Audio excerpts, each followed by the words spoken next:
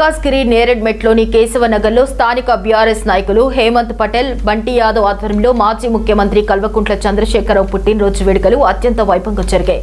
ముఖ్య అతిథిగా మల్కాజ్గిరి ఎమ్మెల్యే మర్రి రాజశేఖర రెడ్డి హాజరై కేక్ కట్ చేశారు. అనంతరం అన్నప్రసాద విస్తరణ కార్యక్రమం నిర్వహించి స్థానిక ప్రజలకు ఆహార సేవ అందించారు.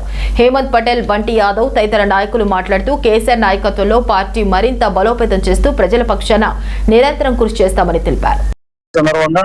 ఓల్డ్ పిఎస్ లో 800 మందిని అన్నదానం జరపడం జరిగింది. మా ఎమ్మెల్యే గారు వచ్చి ఇక్కడ కేక్ కటింగ్ జరిగింది.